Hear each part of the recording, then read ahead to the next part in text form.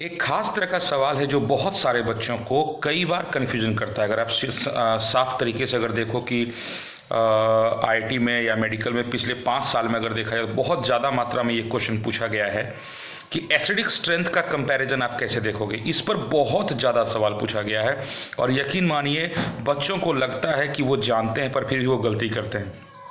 ठीक है, तो सबसे पहले मैं यहाँ पर जो बात करूँगा कि कौन कौन से फैक्टर हैं जिसकी मदद से आप ये जान पाएंगे कि आपका जो एसिड है वो ज़्यादा मतलब स्ट्रॉन्गर है कंपैरेटिव टू दूसरे एसिड के कंपैरिजन में अगर देखा जाए तो। यहाँ पर एक बात मैं आपको बता दूं, जब भी आप किसी एसिड की बात करते हो तो एक चीज़ सबसे पहले मान लिया जाए कोई एसिड है, सपोज कीजिए एक HA एसिड है, तो आप उसके बारे में क्या जानते हो। अगर मान लिया जाए वो एसिड है, सपोज कीजिए, तो वो अगर ब्रेक करता है तो वो H+ और A- में निकलता है। यानी आपने क्या नोटिस किया कि उसने एक H+ दिया तो आप उसे एसिड बोलते हो, और यहाँ पर ये A- जो निकला यानी एक एनायन आपका निकला। आप अगर एनायन को ध्यान से देखें तो ये एक कॉन्जुगेट बेस है। अगर आपने आर्हेनियस एसिड बेस थ्योरी को पढ़ा है तो ध्यान देने वाली बात ये है कि ये एक कॉन्जुगेट बेस है और ये आपका एसिड है। तो एक सिंपल सी थ्योरी ये कहती है कि आपका एक एसिड उतना ही ज़्यादा स्ट्रॉन्ग होगा जितना स्ट्रॉन्ग कि आपका एक एनायन होगा। अब सवाल ये उठता है कि आपका जो एनायन है यानी कि जो आपका कॉन्जुगेट बेस है, इसकी स्टेबिलिटी किन किन बातों पर डिपेंड करती है। यहाँ पर बात को समझिएगा, यानी सबसे ज़्यादा ज़रूरी है कि मैं पहले ये सीखूं कि स्टेबिलिटी ऑफ मेरा कॉन्जुगेट बेस मैं कैसे कंपेयर करूँगा। ठीक है, स्टेबिलिटी ऑफ कॉन्जुगेट बेस जिसको हम लोग की एनायन बोलते हैं, या वो कौन कौन से फैक्टर हैं जिनको अगर मैं जान लूँ तो मेरा ये कॉन्जुगेट बेस जो है, बेसिकली अगर मैं यहाँ पर बेस लिखूँ, बेस है, उसको ये बेस्ट कर देगा। इस बात को पहले अपने दिमाग में रखिए और यही वो ट्रिक है जो कि आपको सबसे ज़्यादा काम में आएगा। और मैं आपको बता दूं, अगर इसको आप जान लेते हो तो निश्चित तौर पे आपके चेहरे पर एक छोटी सी मुस्कुराहट आएगी और आप IIT JEE मेन में पूछे जाने वाले ऑलमोस्ट हर तरह के सवाल को इज्जत से आप सॉल्व करोगे। ये मैं आपको बता रहा हूँ, यहाँ पर एकदम इस ट्रिक को दिमाग में आपको रखना है, इस चीज़ को एकदम दिमाग में रख लीजिए। ठीक है, तो अब मैं यहाँ पर बात को आगे बढ़ाता हूँ। तो सबसे पहले मैं आपको बताता हूँ वो कौन कौन से फैक्टर हैं जो स्टेबिलिटी को बढ़ाएगा। तो यहाँ पर मैं नंबर 1 लिखता हूँ, factors which increases the stability। ठीक है, द स्टेबिलिटी ऑफ एनायन। कौन कौन से फैक्टर हैं जो एनायन की स्टेबिलिटी को बढ़ाएंगे या यूं कहें कि स्टेबलाइज करेंगे। स्टेबलाइज यहाँ पर करने की बात होगी। ठीक है, तो यहाँ पर आपको पहले मैं एक छोटा सा ट्रिक बताता हूँ। एक ट्रिक दिमाग में रखिए, मैं आपको यहाँ वर्ड लिखता हूँ आर्मी।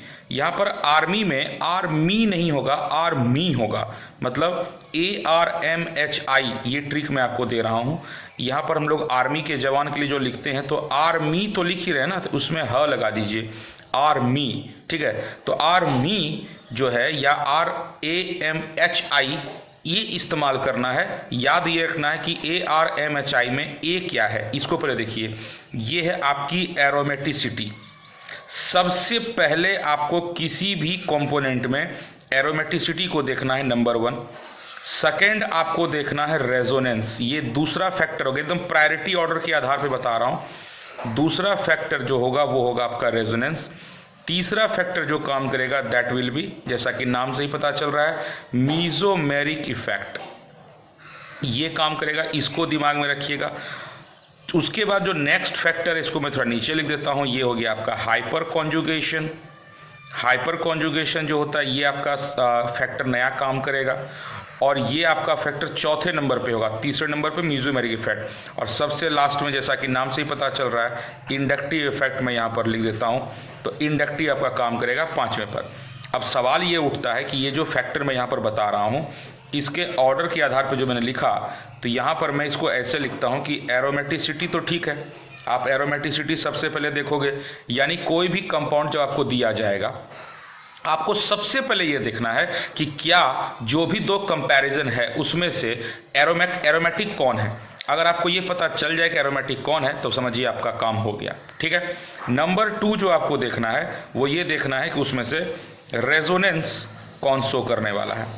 रेजोनेंस यानी कि आपको साफ दिखना चाहिए कि वहाँ पे कॉन्जुगेशन दिख रहा हो, double bond single bond double bond, या double bond single bond negative charge, जो भी चीज़ दिखे तो रेजोनेंस दिखना बहुत जरूरी है उस एनायन में। अगर वहाँ पर रेजोनेंस है तो इसका मतलब आपका वो कंपाउंड ज़्यादा स्टेबल है। ज़्यादा स्टेबल है मतलब ज़्यादा एसिडिक होगा वो। तीसरी बात में जो मैंने कहा मीजोमेरिक इफेक्ट, यहाँ पर -m इफेक्ट ध्यान देना है। आपको ये देखना है कि जो भी ऑप्शन दिया गया है उसमें से -m इफेक्ट कौन शो कर रहा है। अगर ये पता चल गया तो काम हो जाएगा। चौथी बात जो आपको देखनी है वो देखना है कि आपको -h इफेक्ट, याद रखिएगा हाइपर कॉन्जुगेशन में भी -h इफेक्ट देखा जाता है, ये भी एक बहुत ही बड़ा स्टेबलाइजिंग फैक्टर होता है। और पांचवी चीज जो आपको देखनी है -i इफेक्ट आपको देखना है, यानी इंडक्टिव इफेक्ट में -i। निश्चित तौर पे आपको मैं पहले भी ये सारी बातें बता चुका हूं कि इंडक्टिव इफेक्ट क्या होता है, ये सारी चीजें। तो aromaticity, resonance, -m effect, -h effect, -i effect, ये अगर फैक्टर है और इसको मैंने ऑर्डर के हिसाब से बताया है तो समझ लीजिए कि आप ये बात जान लीजिए, अगर इसके हिसाब से कोई दिया हुआ है तो मतलब वो ज़्यादा स्टेबल एनायन होगा, और चूंकि वो ज़्यादा स्टेबल एनायन है मतलब वो ज़्यादा स्टेबल एसिड होगा, यानी वो ज़्यादा स्ट्रॉन्ग एसिड होगा। ये बात मैं आपको बताऊंगा, पर ये भी आपको एक जरा सा मैं बता दूं कि कौन कौन से वो फैक्टर हैं मान लीजिए जो कि उसको स्टेबिलिटी में दिक्कत करेंगे, यानी फैक्टर्स। उसके बाद 3-4 सवाल करेंगे, मजा आएगा, ये बहुत ज़बरदस्त ट्रिक है। फिर देखेंगे फैक्टर्स विच डिक्रीजेस, क्या देखेंगे, factors which decreases the stability. कौन कौन सा चीज़ जो है जो स्टेबिलिटी को डिक्रीज करा रहा है वो सारे फैक्टर को हम लोग देखेंगे। यानी यहाँ पर मैं लिख सकता हूँ डीस्टेबलाइज कंडीशन आपको देखना है कि डीस्टेबलाइज कौन करता है, इस बात को आपको कंपेयर करना है। इसमें जैसे पहला वाला ट्रिक मैंने आर्मी का ट्रिक आपको दिया मैंने, तो दूसरा जो ट्रिक आपको देखना है दैट इज वो, तो उसमें कौन सा होगा वो भी आपको बता दूं, वहां पर होगा आर्मी। आर हटा दीजिएगा और देखिए AMHI। अब ये ट्रिक दिमाग में रखिए, ठीक है, ये AMHI, लेकिन इसका जो ये ट्रिक है आम्ही, इसको मैं ऐसे लिखता हूं आम्ही, ये भी एक ट्रिक है जो कंपैरेटिव होगा। जैसे नंबर 1 इसमें बताता हूं। सबसे पहले A फॉर, पिछले वाले में था एरोमेटिसिटी, यहां पर A फॉर होगा एंटी एरोमेटिसिटी। आपको याद होगा एंटी एरोमेटिक कंपाउंड्स के बारे में पहले भी पढ़ा चुका हूं, ये हो जाएगा एंटी एरोमेटिक। यानी कि सबसे नंबर 1 क्या बता रहा हूं, कौन सा फैक्टर डीस्टेबलाइज करेगा। तो सबसे पहले कौन सा फैक्टर डीस्टेबलाइज करेगा ये आपको देखना है। तो ये चेक कीजिए कि नंबर 1 में क्या वो एंटी एरोमेटिक है। अगर वो एंटी एरोमेटिक है मतलब एक बात तय हो गया कि वो सबसे कम स्टेबल होने वाला है, यानी वो सबसे कम एसिडिक होगा। दूसरी बात, मीजोमेरिक इफेक्ट में +m इफेक्ट देखिएगा, मीजोमेरिक में। यानी अगर आपको दिख जाए कि +m इफेक्ट है मतलब समझ जाइए ये डीस्टेबलाइजिंग फैक्टर, ये दिक्कत करेगा। तीसरी बात आपको देखना है +H इफेक्ट, यानी कि हाइपर कॉन्जुगेशन में आपको +F इफेक्ट देखना है। और चौथी बात जो देखनी है D, वो जाहिर सी बात है +I इफेक्ट आपको देखनी है। यानी आपको ये बात यहाँ पर समझ लेना है कि anti aromatic, +M effect, +H effect और +I इफेक्ट, अगर ये सारे फैक्टर्स यहाँ पर काम करते हैं तो मतलब आपका कंपाउंड जो है वो लेस स्टेबल होगा। और इसमें भी याद रखिएगा एक बहुत इंपॉर्टेंट बात जो बच्चा गलती करता है, मैंने ABCD प्रायोरिटी ऑर्डर के आधार पर बताया, यानी अगर जितना ज़्यादा A होगा यानी आपका उतना कम एसिडिक होगा, लेकिन वहीं पर अगर D है तो एक बार जरा सोचिएगा कि D तो सबसे कम यहाँ पर इफेक्ट डाल रहा है, मतलब इंडक्टिव इफेक्ट का रोल बहुत कम हो जाता है एसिडिक स्ट्रेंथ में। अब ये सब बात समझने के बाद बच्चे के मन में बहुत जोर से कुलबुलाहट होती है कि सर जरा क्वेश्चंस करवाइए ना, तब मजा आएगा सर। तो चलिए मैं आपको एक क्वेश्चंस करवाता हूँ ताकि आप ज़्यादा बढ़िया से समझ पाएँ। मान लिया जाए एक आपको क्वेश्चन दिया गया, सपोज एक क्वेश्चन दिया गया, पहले मैं आसान क्वेश्चन लेता हूँ। मान लेते हैं आपको एक क्वेश्चन दिया गया कि भाई ये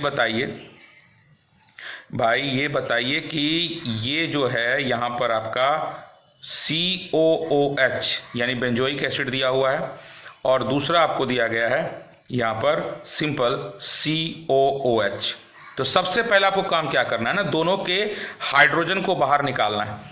इस बात को दिमाग में रख लीजिए। तो सबसे पहले मैं दोनों के हाइड्रोजन को बाहर निकाल लेता हूँ।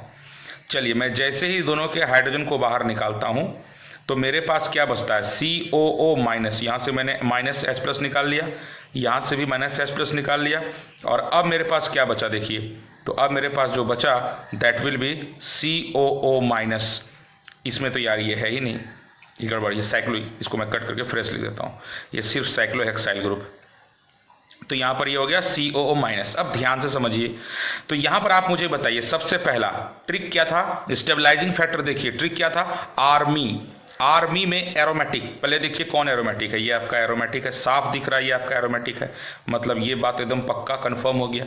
दूसरा रेजोनेंस, जाहिर सी बात है इसमें देखिए आपको रेजोनेंस दिख रहा है, ध्यान से देखिए, डबल बॉन्ड देखिए अल्टरनेट मैनर में मौजूद है। यहाँ पे ना तो ये एरोमेटिक है, ना तो इसमें एरोमेटिसिटी है, और ना ही ये रेजोनेटिंग शो कर रहा है, मतलब साफ साफ ये दिख रहा है कि ये सारे केसेस हैं। दूसरा एक और चीज़ देखिए, जो COO माइनस ग्रुप लगा हुआ है उसके साथ जो फिनाइल ग्रुप लटक रहा है वो -M इफेक्ट शो करता है, और साथ में -I इंडक्टिव। आपको याद होगा इंडक्टिव ऑर्डर में, आपको एक बार बता दूं, आपको इंडक्टिव इफेक्ट का ऑर्डर भी याद रखना पड़ेगा जो कि आपको बहुत काम देगा। तो यहाँ पर एरोमेटिक ने ही साबित कर दिया कि ये ज़्यादा एसिडिक है, यानी ये ज़्यादा एसिडिक है बेंजोइक एसिड। साथ में रेजोनेंस ने ही बता दिया कि ये ज़्यादा एसिडिक है, और साथ में -I इफेक्ट, -I इफेक्ट, ये सारे फैक्टर्स इसमें चारों का चारों इसमें काम कर रहा है। जबकि आप इसमें आइए तो यहाँ आपको +I दिख रहा है, कैसे, तो साइक्लोहेक्साइल ग्रुप +I है, मतलब ये डिस्टेबलाइज करेगा। समझ रहे हैं ना बात को, तो ये सारी चीज़ें यहाँ पर है, रेजोनेंस इसमें है नहीं, ठीक है। तो ये सारी चीज़, और एंटी एरोमेटिक की तो बात ही छोड़ दी, उसमें तो कोई कैरेक्टर ही नहीं है, एंटी एरोमेटिक तो सिंपल +I ग्रुप है। तो ये एक आसान सा सवाल मैंने करवाया। अब यहीं पर चलिए मैं आपको एक दूसरा सवाल करवाता हूँ जो थोड़ा सा इंटरेस्टिंग होगा। यहाँ पर ध्यान से देखिए मैं क्या लिखता हूँ। मान लिया जाए आपको एक सवाल मैं देता हूँ इस तरह का, और सपोज कीजिए एक और सवाल मैं इसके साथ जोड़ता हूँ इस तरह का, ठीक है। अब यहाँ पर इस सवाल में कहेगा बताइए कौन ज़्यादा एसिडिक है। अब यहाँ तो आप अगर ध्यान से देखें तो यहाँ पर आपका एक भी OH या COH वाला फैक्टर नहीं है, तो फिर आप कैसे बताइएगा कौन ज़्यादा एसिडिक। आप कहिएगा सर ये कैसा सवाल है, इसमें तो कोई एसिडिटी वाली बात ही नहीं है। यहाँ पर मैं आपको एक बात नोट करके पहले लिख दूँ ताकि आपके लिए ज़्यादा आसानी हो जाएगी। अल्फा हाइड्रोजन जो होता है ना किसी भी कंपाउंड में, इसको याद रखिएगा, alpha hydrogen is very acidic. इस बात को अपने दिमाग में आप फिट कर लीजिए कि जो अल्फा हाइड्रोजन होता है वो बहुत ज़्यादा एसिडिक होता है, सही है। अब जरा ध्यान से चलिए तो हम लोग देखते हैं कि जो अल्फा हाइड्रोजन है वो इस वाले में कहाँ है भाई। तो अगर ध्यान से देखा जाए तो यहाँ पर आपका अल्फा हाइड्रोजन है, मैं ऐसे लिख देता हूँ, और इस वाले में भी देखें तो बिल्कुल वहीं पर आपका यहाँ पर अल्फा हाइड्रोजन है। अब अगर मैं इसको ध्यान से देखूं और अगर मैं इसको हटा दूं, सपोज कीजिए मैं इसको हटा देता हूं, तो यहाँ पर जब मैं ऐसा करता हूं, एकदम ध्यान से देखिएगा, अगर मैं ऐसा करता हूं तो यहाँ पर नेगेटिव चार्ज आ जाएगा क्योंकि यहाँ से -H+ बाहर निकल गया। इस सबसे पहला काम तो यही कीजिए कि हाइड्रोजन को निकालिए, चाहे वो एसिड में हो चाहे वो कहीं हो, सबसे पहले हाइड्रोजन निकालिए। यहाँ भी देखिए ध्यान से, मैंने इसका हाइड्रोजन जब निकाल दिया तो यहाँ पर आपका नेगेटिव चार्ज आ गया। अब एक एक फैक्टर को जरा सा ध्यान से देखिए। सबसे पहला फैक्टर यहाँ पर अगर मैं इस वाले केस में देखूँ तो कितना यहाँ पर पाई इलेक्ट्रॉन है, 2 4 और लोन पेयर भी तो जोड़ेंगे, यहाँ पर 6 पाई इलेक्ट्रॉन है। अब अगर आप अप्लाई करो डेबी-हैकल रूल तो ये फिर बिल्कुल एरोमेटिक है क्योंकि वहाँ पर ये वो चीज़ को शो कर रहा है, ये एरोमेटिक है। अगर आप ध्यान से इसको देखो तो इसके पास 4 पाई इलेक्ट्रॉन है, ये एरोमेटिक नहीं है। यहाँ पर मैं एक क्रॉस कर देता हूँ, मतलब ये एरोमेटिक नहीं है, सही बात हो गई। दूसरी बात में आते हैं, यहाँ पर अगर ध्यान से देखें तो ये रेजोनेंस शो कर रहा है, देखिए ये उठ के यहाँ जाएगा, ये उठ के यहाँ जाएगा, यहाँ चलेगा रेजोनेंस का, तो ये आपका रेजोनेंस शो करता है, ये आपका रेजोनेंस शो करता है, एरोमेटिक है। यहाँ पर रेजोनेंस की बात करें तो हाँ ठीक है, एक बार तो ये दिखा ही सकता है, पर जाहिर सी बात है रेजोनेंस है इसमें, लेकिन यहाँ पर रेजोनेंस कम होगा क्योंकि इसके पास ज़्यादा नंबर ऑफ रेजोनेटिंग स्ट्रक्चर होगा, इसके पास कम नंबर ऑफ रेजोनेटिंग स्ट्रक्चर होगा। अब यहाँ पर इसके अलावा और कौन कौन से फैक्टर हैं, जरा सा ध्यान से देखें तो और कोई फैक्टर जैसे हाइपर कॉन्जुगेशन, नहीं यार, हाइपर कॉन्जुगेशन होने के लिए मेरे पास अल्फा कार्बन होना चाहिए था। अल्फा कार्बन के पास जो हाइड्रोजन था वो तो निकल ही चुका है, यानी कि उसके आधार पर मैं देखूँ तो यहाँ पर हाइपर कॉन्जुगेशन दोनों में दिख रहा है। मतलब मेरे लिए इस सवाल का जवाब देने के लिए सिंपल एरोमेटिक और रेजोनेंस, ये दो फैक्टर बहुत ज़बरदस्त काम करेंगे, और मेरा आंसर निश्चित तौर पे ये ज़्यादा एसिडिक होगा क्योंकि इसमें ज़्यादा एरोमेटिसिटी है और ये ज़्यादा रेजोनेटिंग है। इसमें एरोमेटिसिटी नहीं है इसलिए ये लेस होगा। तो मैंने अभी तक 2 सवाल करवाया है जिसमें कि आपको ये 2 फैक्टर को अप्लाई करना है। चलिए मैं आपको एक बहुत ही अच्छा तीसरा सवाल करवाता हूँ जो बहुत सारे कॉन्सेप्ट को आपको क्लियर कर देगा इस सवाल में। एक क्वेश्चन यहाँ पर मैं लेता हूँ, जरा ध्यान से देखिएगा इस क्वेश्चन को। इस क्वेश्चन में मैं आपसे पूछता हूँ कि भाई एक बात बताइए कि यहाँ पर ये है और यहाँ OH है, यहाँ पर CH3 दिया, ठीक है। उसके बाद मैंने कहा दूसरा सवाल है इसमें, जिसमें कि मैं यहाँ पर ये OH ले रहा हूँ, इस बार यहाँ पर NO2 लगा दिया। और तीसरे सवाल में मैं ऐसा कुछ नहीं ले रहा हूँ, मैं सिंपली सिर्फ OH ले रहा हूँ। आपको एक चीज़ बता देता हूँ, जब कभी भी इस तरह का सवाल आए ना कि कौन सबसे ज़्यादा एसिडिक है इन तीनों में, तो सबसे पहले तो तीनों, ये जो बेंजीन रिंग है तीनों में कॉमन है, तो इसको पर ध्यान ही मत दीजिए। सबसे पहले ऊपर देखिए, यहाँ पर देखिए OH है, यहाँ भी देखिए OH है, यहाँ भी देखिए OH है। तो सबसे पहले क्या करना है, इसे एनायन बनाना है। एनायन कब बनेगा, जब आप इसका H+ निकालेंगे। सबसे पहले वही देखिए, क्योंकि आपको एक एनायन का ही ऑर्डर देखना है। तो यहाँ पर जब मैं इन सभी के H+ को निकालूंगा, मैं यहाँ भी इसके H+ को निकालता हूँ, मैं यहाँ भी इसके H+ को निकालता हूँ। जब मैं ऐसा करता हूँ तो मुझे क्या मिलता है, मैं पहले वो कंपेयर करूँ। तो मुझे मिलता है O- यहाँ पर CH3। उसके बाद मुझे क्या मिलता है यहाँ पर फिर मुझे मिलता है O- और उसके बाद मुझे मिलता है NO2। उसके बाद फिर मुझे क्या मिलता है यहाँ पर सिर्फ O-। अब यहाँ पर ये सारा फैक्टर मुझे दिख गया। अब जरा इन तीनों ही सवालों में एक एक करके देखिए। एरोमेटिक, तीनों एरोमेटिक है, ये भी एरोमेटिक है, ये भी एरोमेटिक है, ये भी एरोमेटिक है। ये कॉलम तीनों का कंपैरेटिवली हो गया। रेजोनेंस, हाँ भाई सब में रेजोनेंस है, इसमें भी रेजोनेंस होगा, इसमें भी रेजोनेंस होगा, यानी दोनों ही कैटेगरी में ये शामिल हो गया। चलिए अगले पर चलते हैं। आर्मी में R हो चुका है, अब M यानी मीजोमेरिक इफेक्ट। अब जरा ध्यान से देखिए, यहाँ पर आपका ये मिथाइल ग्रुप जो है, इसकी दो खासियत है। पहली कि यहाँ पर ये मीजोमेरिक इफेक्ट तो +M -M की बात नहीं होगी, क्योंकि यहाँ पर इसके पास मीजोमेरिक इफेक्ट शो करने वाली कैटेगरी नहीं है। लेकिन इसके पास एक कैटेगरी है, वो है हाइपर कॉन्जुगेशन शो करने की। लेकिन ये इसके पास 3 अल्फा हाइड्रोजन है, और 3 अल्फा हाइड्रोजन है, मतलब ये बहुत ज़्यादा हाइपर कॉन्जुगेशन शो करेगा, ठीक है। अब हाइपर कॉन्जुगेशन ये शो करने वाला है, यानी ये अपने इलेक्ट्रॉन को, इसमें क्या, इसको मैं थोड़ा सा ओपन करके आपको लिख के दिखाता हूँ, देखिएगा, बहुत ध्यान से समझिए। यहाँ पर ये क्या करेगा, ये O- है। अब यहाँ पर ये कार्बन है, इसके पास हाइड्रोजन है, तो अगर यहाँ से ये हाइड्रोजन निकल जाता है तो इसका इलेक्ट्रॉन ये इधर शिफ्ट करेगा, मतलब ये इलेक्ट्रॉन और देने की टेंडेंसी रख रहा है। और इसके अलावा methyl group +I effect show करता है, यानी कि ये जो फैक्टर है ये इसके लिए डीस्टेबलाइजिंग फैक्टर हो गया। हाइपर कॉन्जुगेशन तो चलिए थोड़ा बहुत इसको मैं बीच में रखता हूँ कि स्टेबलाइजिंग डीस्टेबलाइजिंग के बीच का फैक्टर है, पर +I इफेक्ट तो कंप्लीटली इसके लिए डीस्टेबलाइजिंग फैक्टर हो गया। यानी एरोमेटिक और रेजोनेंस के बाद अगर जहाँ पर -I होना चाहिए था, वहाँ ये +I हो गया मिथाइल, मतलब इसको दिक्कत करेगा। आते हैं इसमें दूसरे वाले में। अगर आप NO2 को देखें तो ये -M इफेक्ट शो करता है, आपको याद होना चाहिए। और इसके अलावा आप इसके ऑर्डर को देखें तो ये -I इफेक्ट शो करता है। चारों का चारों कंडीशन इसके लिए बहुत ज़बरदस्त शामिल हो रहा है। हाइपर कॉन्जुगेशन तो इसमें आया नहीं, लेकिन ARMI ये चारों कंडीशन आ गया, वो सब नेगेटिव वाला, मतलब एक नंबर ये इसकी स्टेबिलिटी को यहाँ पर बढ़ाएगा, क्योंकि ये इलेक्ट्रॉन इधर खींचने की टेंडेंसी भी रखता है और साथ में ये एनायन को स्टेबलाइज कर देगा। ऐसा करने पर जाहिर सी बात है ये बहुत ज़बरदस्त रोल यानी एसिडिटी शो करेगा। आते हैं इस वाले केस में, एरोमेटिक है, रेजोनेंस है। इसके अलावा ना तो इसमें कोई मीजोमेरिक ग्रुप है, और ना ही इसमें कोई इंडक्टिव ग्रुप है, और ना ही इसमें कोई हाइपर कॉन्जुगेशन। ये तीनों ही केस इसमें नहीं है। लेकिन अगर कंपेयर करें इसको और इस वाले को, यानी कि इसको मैं नंबर 1 दूँ, इसको मैं नंबर 2 दूँ, इसको नंबर 3 दूँ, तो एक बात तो तय हो गया कि जो मेरा 2 नंबर है ये सबसे ज़्यादा एसिडिक होने वाला है, क्योंकि इसमें सारे के सारे army factor, aromatic, resonance, mesomeric effect और इंडक्टिव, ये सारे के सारे नेगेटिव फॉर्म में दिख रहे हैं इसके पास, इसको स्टेबलाइज करेगा।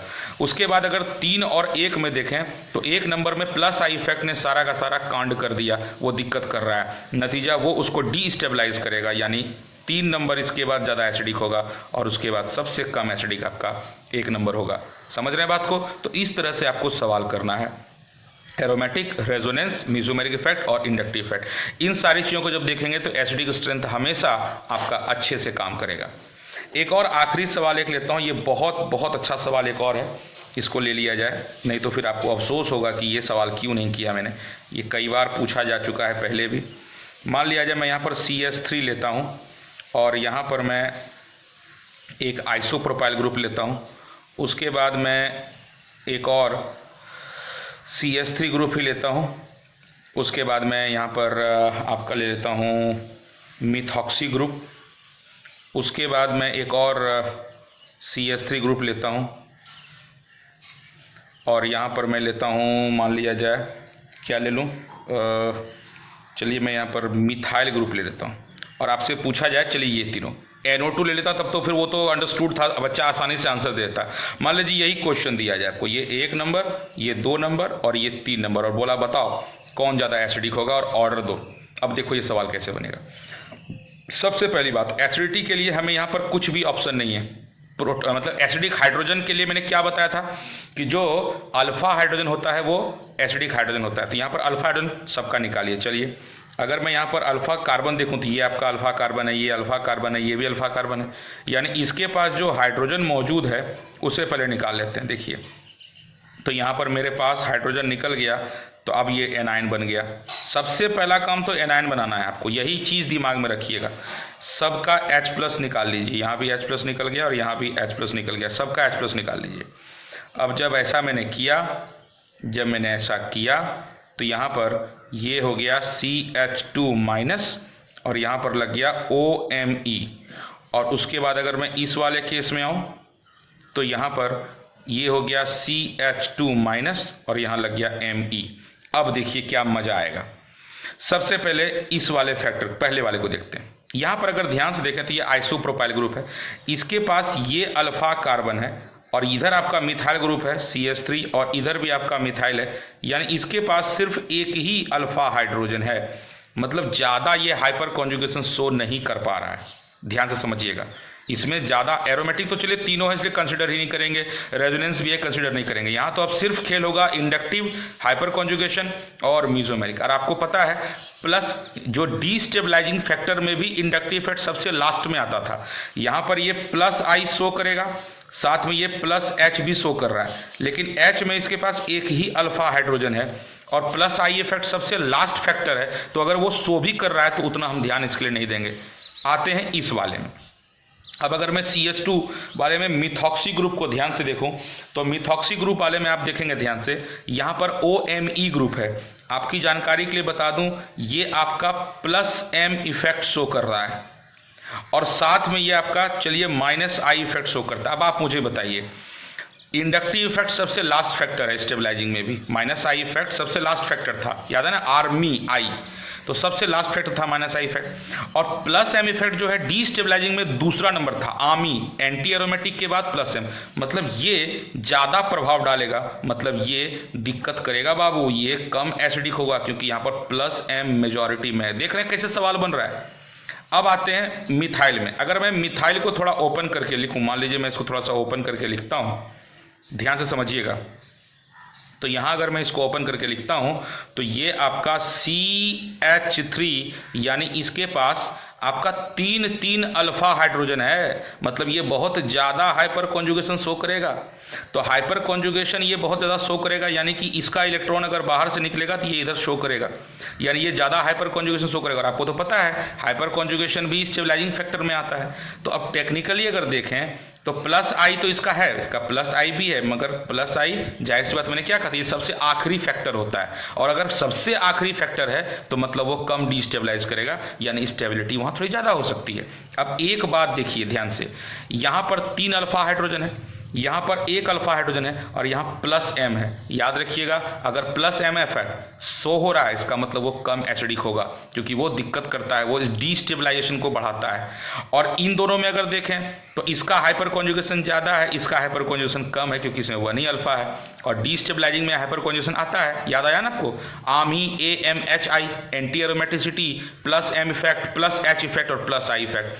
तो यहाँ पर +H इफेक्ट कम है, यहाँ +H इफेक्ट ज़्यादा है। नतीजा ये वाला 1 नंबर जो होगा वो ज़्यादा एसिडिक होगा, देन 3 नंबर होगा एसिडिक और 2 नंबर सबसे कम एसिडिक होगा। आप कहेंगे सर 2 नंबर सबसे कम एसिडिक क्यों हुआ? क्योंकि ये +M इफेक्ट शो करता है, और +M इफेक्ट जो है सेकेंड बेस्ट डीस्टेबलाइजिंग फैक्टर है। नतीजा ये कंसिडर कम होगा। और ये आपका 3 नंबर जो है, जाहिर सी बात है चूंकि 2 नंबर वाला कम एसिडिक हो गया तो 3 नंबर वाला ज़्यादा, उसमें भी 3 अल्फा हाइड्रोजन है, तो हाइपर कॉन्जुगेशन तीसरी कैटेगरी में आता है। और मैंने क्या कहा था, अगर दूसरी कैटेगरी वाला डीस्टेबलाइजिंग है तो तीसरी वाले से तो ज़्यादा प्रभाव डालेगा ना वो। तो डीस्टेबलाइजिंग का क्या फैक्टर था, AMHI आई, यानी anti aromatic plus M effect plus H effect और प्लस आई इफेक्ट। तो जो चौथे नंबर पे है, तीसरे नंबर पे है, दूसरे नंबर तो जाहिर सी बात है वो ज़्यादा दिक्कत करेगा ना बाबू, इसलिए मिथॉक्सी ग्रुप जो OMe लिखा हुआ है ये वाला कम एसिडिक होगा। तो इस तरह से हर एंगल से मैंने आपको ये बताया, अलग अलग सवालों को बताकर इसको प्रैक्टिस कीजिए, खूब प्रैक्टिस कीजिए। और आपको कोई दिक्कत हो तो मुझे ज़रूर बोलिएगा, ताकि मैं अगले वीडियो में इसके कुछ और ट्रिक्स आपको बता सकूँ। यहाँ तक आपका अब एसिडिक स्ट्रेंथ का सारा सवाल बनेगा, अप्लाई करके देख लीजिएगा। उम्मीद करता हूँ ये वीडियो आपको पसंद आया होगा। जहाँ तक हो सके इस वीडियो को शेयर कीजिए अपने दोस्तों के साथ, ठीक है। और अगर आप पहली बार आए हैं तो ज़रूर सब्सक्राइब कीजिए। Thank you.